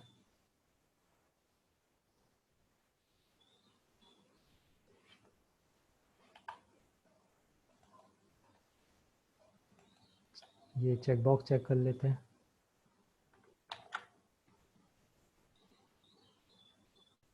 ये आप लोग भी यहाँ से सीधे डायरेक्ट कॉपी करके चला सकते हो।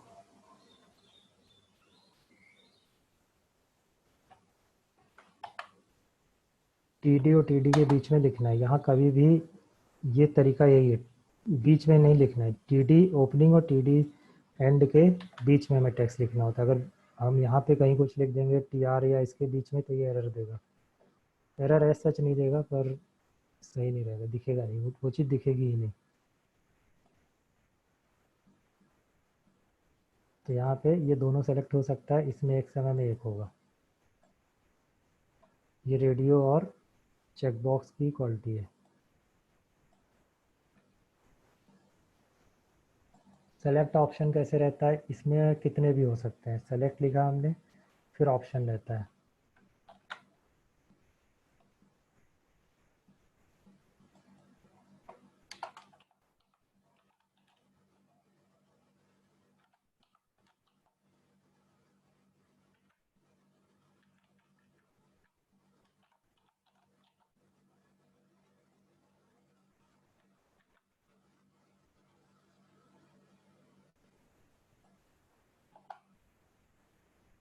इसमें कुछ भी हमें यहाँ पे ये जो सेलेक्ट ऑप्शन टैग रहता है,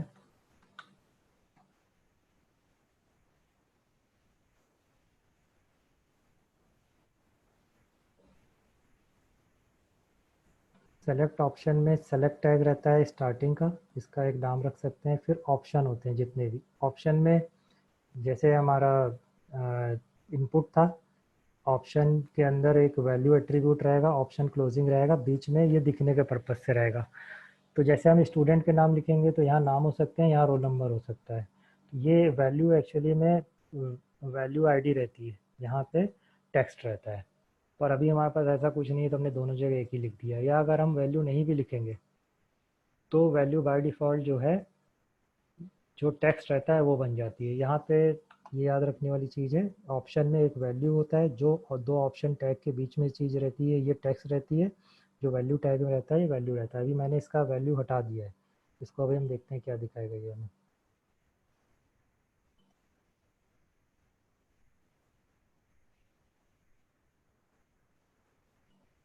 ये सवाल है। अब इसमें हम कैसे चेक कर सकते हैं किसी भी जगह किसी भी वेब पेज में वैल्यू क्या है। इंस्पेक्ट पे गए,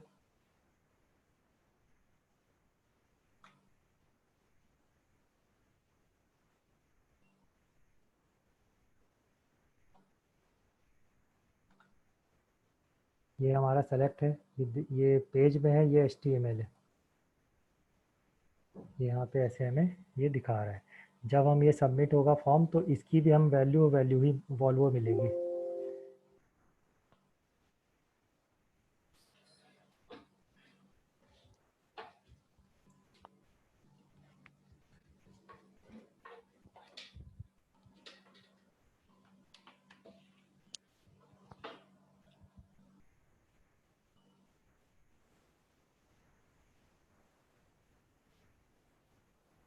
ये हमारे सारे मेन इनपुट्स हैं। इतना काम करेंगे तो हमारा फॉर्म का काम हो जाएगा। फिर होते हैं बटन्स। बटन हमारे तीन तरीके के होते हैं, एक बटन होता है, एक सबमिट होता है, एक रीसेट होता है। तरीका वही है। बटन को भी तीन तरीके से ऐसे लिखा है बना सकते हैं।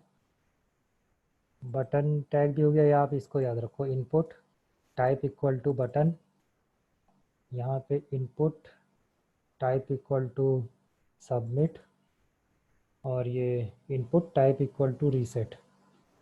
रीसेट करने से जो यहाँ भरा हुआ है फॉर्म रीसेट हो जाता है। यहाँ पे हमने जो है,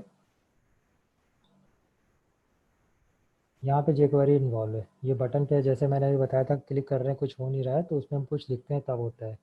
ये जब jQuery बताएंगे तो उसमें आएगा। जैसे बटन है, ऑन क्लिक पे अलर्ट, ये jQuery या जावास्क्रिप्ट की चीज़ है।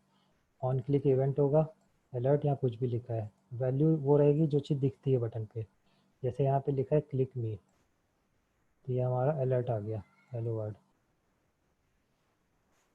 और एक तीसरे तरीके से लिंक को भी बटन बनाया जा सकता है, इमेज बटन कह सकते हैं। ये एक इमेज टैग है, इमेज अभी बताएंगे कैसे बना सकते हैं।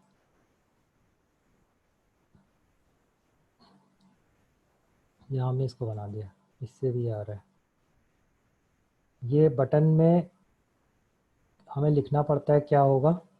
बटन और सबमिट का एक मेन फ़र्क है, ये बटन में जो हम लिख देते हैं jQuery से, जावास्क्रिप्ट से, वो चीज़ होती है ज़्यादातर। ये कोई जावास्क्रिप्ट इवेंट चलता है बटन पे। सबमिट पे क्या होता है, सबमिट किसी फॉर्म के अंदर लग सकता है, बिना फॉर्म के इसका यूज़ नहीं है। फॉर्म टैग के अंदर इनपुट रहेंगे।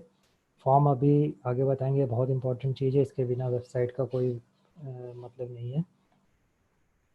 फॉर्म के अंदर जब सबमिट लगता है तो फॉर्म में एक एक्शन टैग होता है, इस एक्शन टैग में एक और पेज का नाम होता है।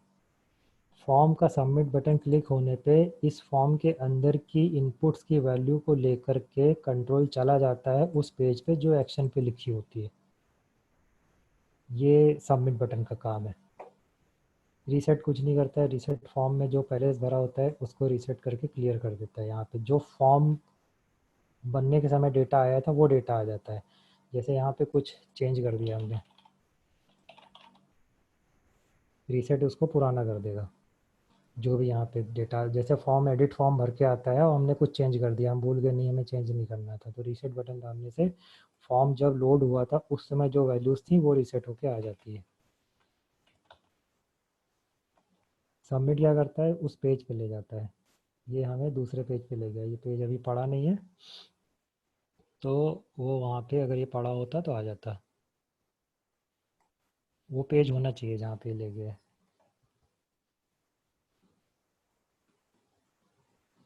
ये HTML4 और XHTML तक के कंट्रोल थे। HTML5 के कुछ अलग कंट्रोल है, यहाँ पे देख सकते हैं।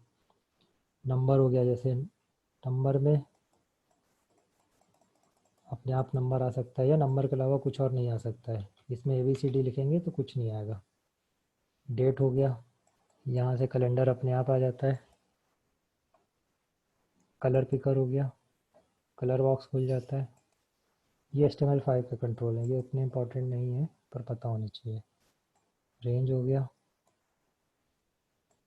मंथ वाला हो गया, वीक हो गए। ये HTML5 के कुछ कंट्रोल हर ब्राउज़र पे नहीं चलते हैं, तो एक ये भी देखना पड़ता है हम किस ब्राउज़र के लिए काम कर रहे हैं। अब तो शायद मैक्सिमम सबके लिए चलते हैं, पहले थोड़ी सी रिस्ट्रिक्शंस थी। ईमेल में क्या है, जैसे ईमेल हमने लिखी, ईमेल भी एक तरीके के इनपुट है सब, लेकिन थोड़े से उसमें कंडीशन लगी रहती हैं। जैसे हम ईमेल में @ होना मैंडेटरी है, अब यहाँ @ नहीं है तो इसमें ऑरेंज ये बन रहा है, मतलब एरर है। हमने इसमें क्लिक किया, एंटर किया, तो इसमें बता रहा है @ एक मैंडेटरी है। ऐसे ये टेलीफोन नंबर टेल, ये URL के लिए। ये सब ट्राई, इसमें ये भी इधर लिखे हैं, ये पुराना है तो हो सकता है भी वर्क कर रहा हो। जैसे ये है डेट, ये फायरफॉक्स पे नहीं चलता है। ये जैसे टेल सफारी 8 पे नहीं चलता है, ये ब्राउज़र स्पेसिफिक होते हैं, पर क्रोम में मैक्सिमम चीज़ें वर्क करती हैं।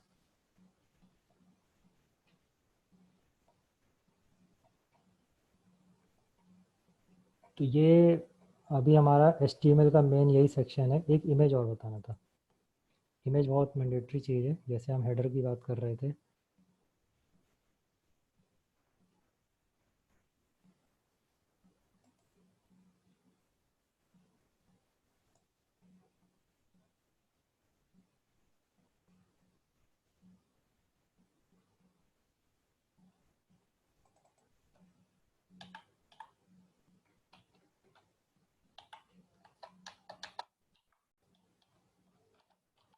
इमेज का टैग होता है स्टार्टिंग IMG, इसमें क्लोजिंग नहीं होता। इतना करने से ये इतने से काम हो जाएगा, पर इसमें हमें एक सोर्स बताना पड़ता है, कहाँ से इमेज आनी है।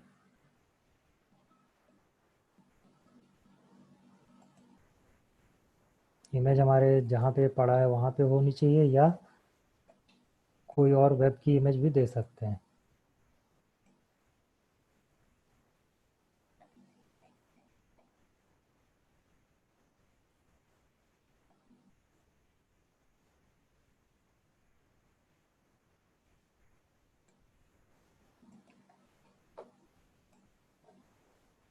ये जैसे एक इमेज आई है, URL भी दे सकते हैं, या हमारे डिस्क पे पड़ी है तो वहाँ से भी दे सकते हैं।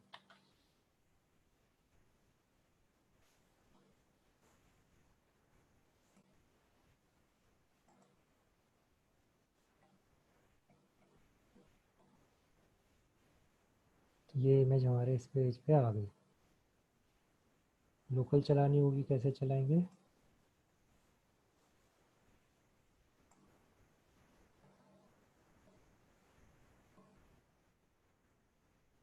डेस्कटॉप पे पड़ा है तो वहाँ पे ही रख देते हैं।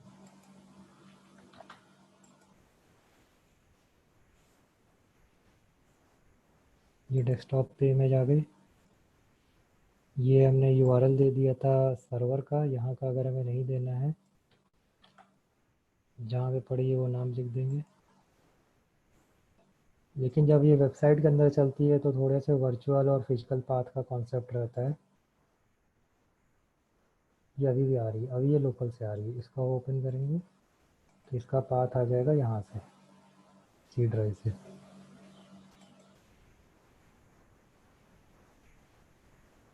एक और इम्पॉर्टेंट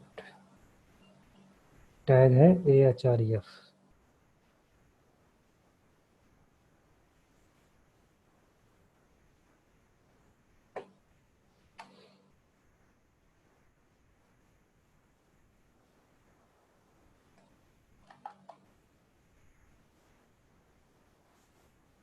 अगर हमें लिंक बनाना हो, लिंक क्या करता है, जैसे हमने नेविगेशन बताया था, तो उसका टैग है A फॉर एंकर।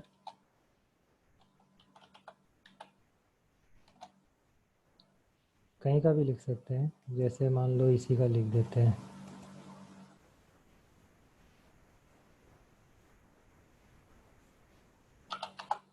हमें मान लो लिंक से इस साइट पे जाना है, या जैसे ये CSS था, अभी नेक्स्ट हमें CSS सीखना है तो इसका बना देते हैं।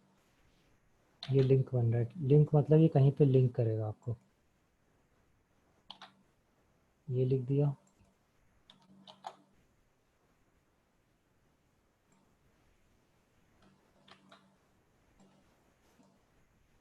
अंदर जो भी लिख देंगे उसके ऊपर लिंक बनेगा। सेव किया। अब ये लिंक बन गया है। इस पर क्लिक किया, यहाँ पे आ गया, पर वो पेज चला गया। इसके भी और एट्रीब्यूट रहते हैं।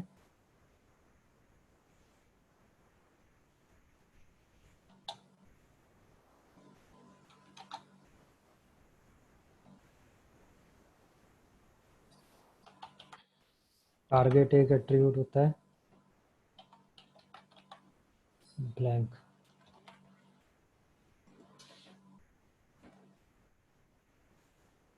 टारगेट ब्लैंक करने से क्या होता है, जो विंडो पे हमने क्लिक किया है वो खुली रहती है और ये नई विंडो पे खुलता है। इस तरीके के ये एट्रीब्यूट्स हैं। तो ये हो गए HTML के मेन एट्रीब्यूट्स, इसके और फॉर्म एलिमेंट्स। इसके बाद सबसे इम्पोर्टेंट है फॉर्म टैग, जो हम नेक्स्ट टाइम बताएंगे। यहाँ पे आप लोग देख सकते हो, फॉर्म टैग का मैं लिंक शेयर कर दूँगा। फॉर्म टैग सबसे इम्पॉर्टेंट है क्योंकि उसी में रहता है कि ये डेटा जो हमने यहाँ से भरा है इसका हमें कुछ यूज़ करना पड़ेगा। हमने फॉर्म में डेटा कुछ भी भरवाया किसी से, ये अभी हमें डेटाबेस में डालना है। या हम मान लो अपनी प्रोफाइल बना रहे हैं, नाम भरा, जेंडर भरा, अपने व्हीकल भरा, चॉइस भरी, सेव किया। सेव करके जब मैं नेक्स्ट टाइम आऊँगा तो मुझे भरा हुआ मिलना चाहिए। तो ये काम कैसे होगा, ये फॉर्म सबमिट होता है, सबमिट होकर ये कहीं पे जाता है और वहाँ पे सर्वर साइड कोड चलता है जो डेटाबेस में इस डेटा को सेव करता है और नेक्स्ट टाइम उस पेज पे वो डेटा को डेटाबेस से लेके आता है। तो ये काम जो रहता है ये हमारा फॉर्म टैग से ही होता है। फॉर्म टैग सबसे इम्पॉर्टेंट है पूरी HTML में। HTML में कुछ ना आता हो, फॉर्म टैग आना ज़रूरी है। बाकी कुछ है नहीं, इतना ही है HTML में। थोड़े बहुत टैग्स इधर उधर और रहते हैं। CSS और jQuery फॉर्म डिज़ाइनिंग के उसमें है कि हमारा सुंदर कैसे दिख रहा है। कुछ भी हमारा बन रहा है अगर, तो वो CSS के साथ में आ जाता है बूट स्ट्रैप। बूट स्ट्रैप भी आप लोग चाहो तो अपने आप भी थोड़ा बहुत पढ़ सकते हो, जिससे मैं अगर बताऊँगा तो बूट स्ट्रैप में क्वेश्चन रह सकते हैं।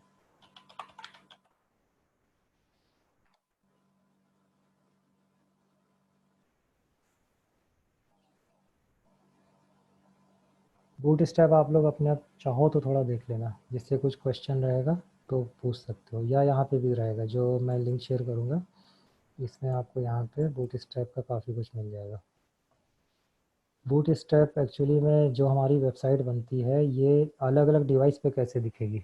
अगर इसी साइट को हम फ़ोन पे खोलते हैं तो जो पुरानी साइट थी वो फ़ोन पे फैल जाती थी, फट जाती थी। तो कोई एक सिंगल पेज मल्टीपल डिवाइस पे कैसे चलेगा। यही पेज एक ही कोड है, वो डेस्कटॉप पे ऐसे चल रहा है, टैब पे ऐसे चल रहा है, मोबाइल पे ऐसे चल रहा है।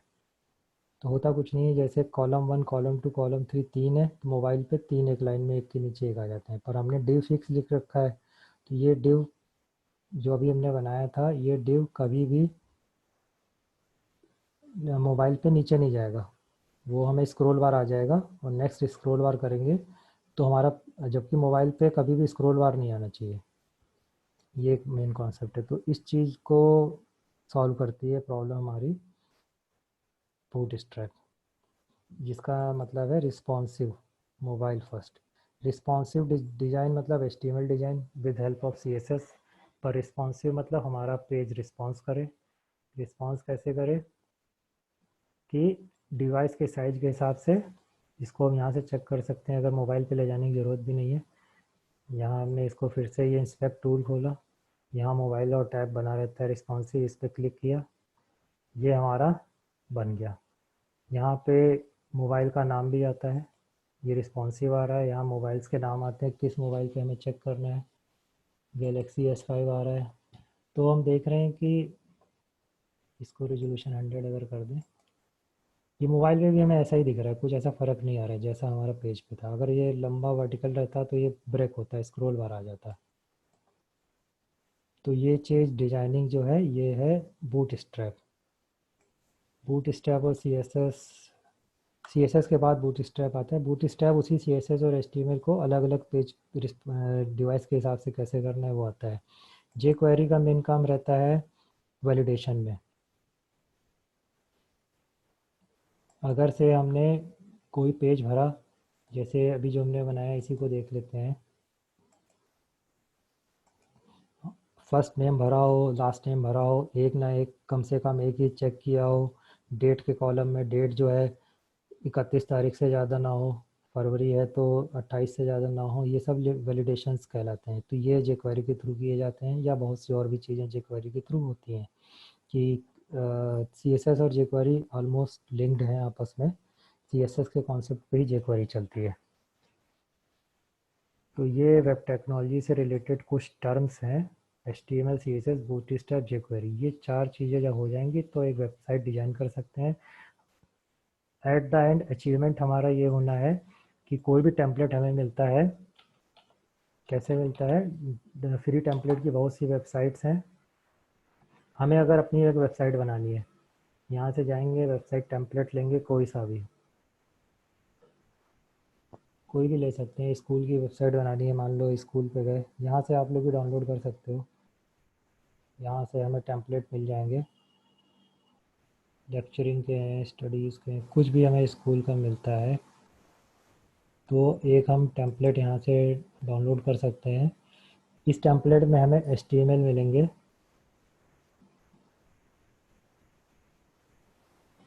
ये डेमो रहेगा। तो हम एक ऐसी वेबसाइट अपने MVC या PHP पे बना पाएँ इनके कोड की हेल्प से। इनके ये कोड सब रिस्पॉन्सिव कोड रहता है। या आप लोग ऐसा कोड चला के लोकल अपना एक साइट होस्ट कर दो IIS पे या कहीं पे भी, ये हमारा एट द एंड गोल है। कोई भी आपको साइट बोलता है बनाने को, आपके जानने वाला, कि हमें एक साइट बनवानी है, स्टैटिक साइट की बात अभी फ़िलहाल कर रहे हैं, डायनेमिक जब सीख जाएंगे तो डायनेमिक भी हो जाएगी। यहाँ से जाके हम कैसा भी टेम्पलेट डाउनलोड कर सकते हैं। ये सब सेक्शंस हैं, ट्रैवलिंग की हो गई, ई-कॉमर्स की हो गई, कोई भी वेबसाइट हम यहाँ से टेम्पलेट उठाते हैं। पर ये टेम्पलेट का मतलब ये सब HTML में रहता है, हर एक पेज पे कॉमन रहता है। अभी हमारा कोड रीयूज़बिलिटी का एक कॉन्सेप्ट होता है, मतलब ये जो हमारे, ये जो हमने बताया सेक्शन है, ये हर, अगर साइट में 100 पेज हैं तो हर पेज पे हमें ये चीज़ नहीं बनानी पड़ेगी, ये कॉमन होते हैं, हेडर, फुटर, साइड बार। जैसे अगर हम इसको देखेंगे, ये इतने सारे पेज हैं, इतने सारे के सबके अंदर है, बहुत पेज हैं। तो इसमें जैसे शेयर्ड फोल्डर एक बना हुआ है, तो हेडर और फुटर कॉमन होता है। तो ये जो लोगो वगैरह HTML टैग है ये एक कॉमन फाइल पे है और ये फाइल सब पे लगी होती है। यहाँ पे जाएंगे तो ऊपर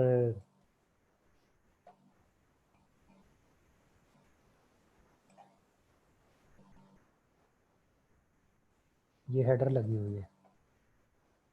तो ये एक चीज़ होती है कि कैसे हमारी एक डिज़ाइन कॉमन होके हमें हमें इस टेम्पलेट से हेडर फुटर निकाल के अपनी एक वेबसाइट बनानी होती है, जिसको हम सीधे MVC पे सीख सकते हैं।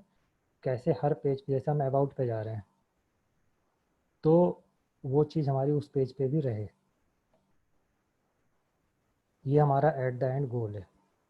वो तब हम कर पाएंगे जब हमें HTML CSS, jQuery तो खैर जब पेज बनेगा अंदर तब काम आएगा। jQuery नहीं भी आती है तो भी हम पूरी वेबसाइट, स्टैटिक वेबसाइट डिज़ाइन कर सकते हैं। jQuery की ज़रूरत हमें पड़ेगी डायनेमिक वेबसाइट पे।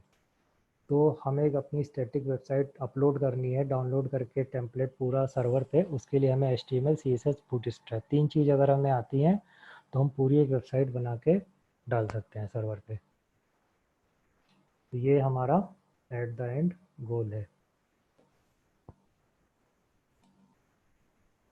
तो अभी मैं आज का ये अपना डिस्कशन यहीं पे क्लोज़ करता हूँ।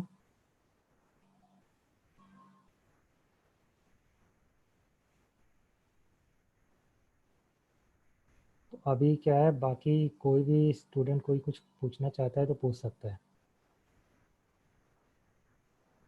किसी को कोई क्वेरीज हैं अभी तो पूछ सकता है।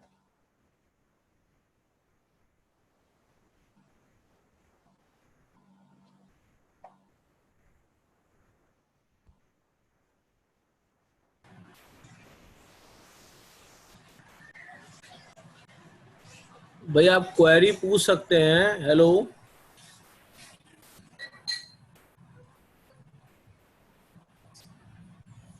किसी को कोई क्वेरी हो अभी तक के? हेलो,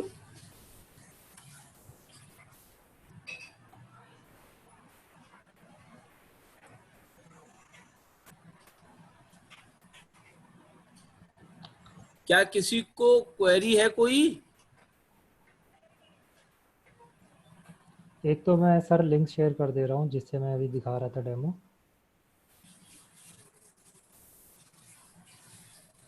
ये चैट पे मैं एक लिख दे रहा हूँ। हाँ, अभी तो मुझे लग रहा है किसी को कोई क्वेरी नहीं, क्योंकि बहुत सी चैट में नो सर लिख के आया है। मैंने अभी लास्ट में लिंक शेयर किया है। जी, लर्निंग वेब डॉट। हाँ, तो इसमें इसमें से मैंने पढ़ाया है। बाकी W3 स्कूल्स मैंने बताई थी, उससे भी कर सकते हैं, या जो चीज़ें हैं। तो अभी इतना सब लोग ट्राई कर लें। बाकी जिसकी कोई क्वेरी रहेगी उसका एक अलग सेशन भी कर सकते हैं। इसी में से किसी को कुछ पूछना है, डाउट्स रहता है। बाकी सब लोग इतना जब कर लेते हो तो नेक्स्ट हम jQuery और CSS वगैरह देख सकते हैं। मतलब एट द एंड हमारा एक हफ्ते का करीब ये गोल है कि हम एक टेम्पलेट डाउनलोड करके अपनी एक पूरी वेबसाइट अकेले पूरी बना के स्टैटिक चला सकें। बनाने को मैं पूरा कैसे लाइव होस्ट करते हैं वो भी बता सकता हूँ। तो एक साइट पूरी कैसे स्टैटिक बनानी है वो एक चीज़ एक हो जाएगी।